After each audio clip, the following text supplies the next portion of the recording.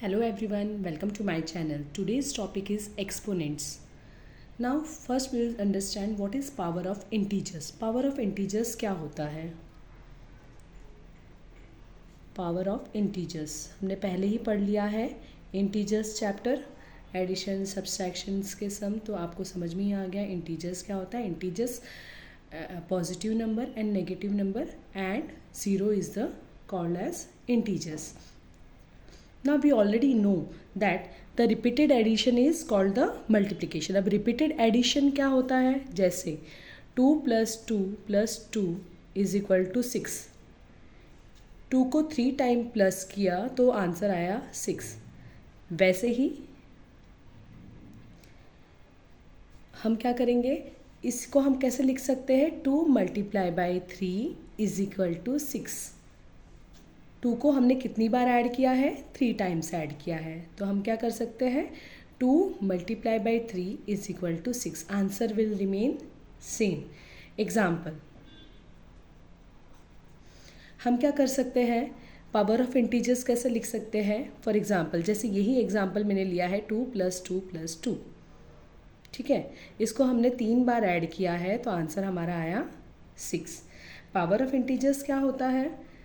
Example 4 × 4 हमने इसे 5 times लिख लिया, तो इसको हम कैसे लिखेंगे?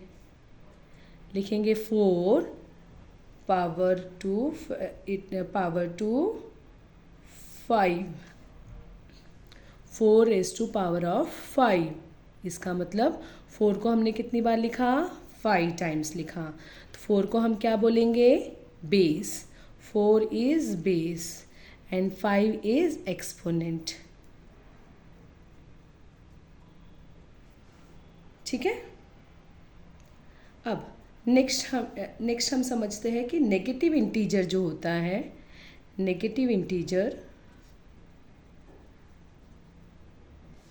अगर नेगेटिव इंटीजर ब्रैकेट में है और ऑड पॉजिटिव इंटीजर है, ऑड पॉजिटिव इंटीजर, तो आंसर क्या आएगा? इसको मैं एक्सप्लेन करती हूँ. पहले मैं फॉर्मूला लिख लूँ.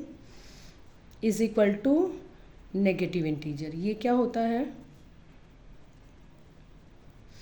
हमारा पहला फॉर्मूला है नेगेटिव इंटीजर अगर ब्रैकेट में है और एक्सपोनेंट हमारा ऑड पॉजिटिव इंटीजर है तो आंसर आएगा नेगेटिव इंटीजर. जैसे मैंने यहाँ पर एक एग्जांपल लिया -2. नेगेटिव इंटीजर है -2, ब्रैकेट में लिया और ऑड नंबर चाहिए. पॉजिटिव इंटीजर होना चाहिए बट ऑड नंबर, तो ऑड नंबर मैंने 3 ले लिया.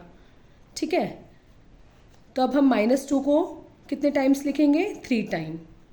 -2 -2 -2. आंसर क्या आएगा? आंसर नेगेटिव में आएगा. कैसे आएगा? माइनस माइनस प्लस, ये रिमेनिंग बचा एक माइनस, तो आंसर माइनस में आया. ठीक है. 2 × 2 = 4, 4 × 2 = 8. आंसर आ गया हमारा 8. ये हमारा पहला पॉइंट हो गया. जब भी नेगेटिव इंटीजर होगा ब्रैकेट में और हमारा एक्सपोनेंट होगा ऑड नंबर, तो हमारा आंसर आएगा नेगेटिव में.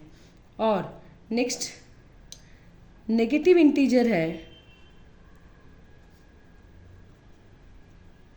नेक्स्ट फॉर्मूला है नेगेटिव इंटीजर और इवन पॉजिटिव नंबर,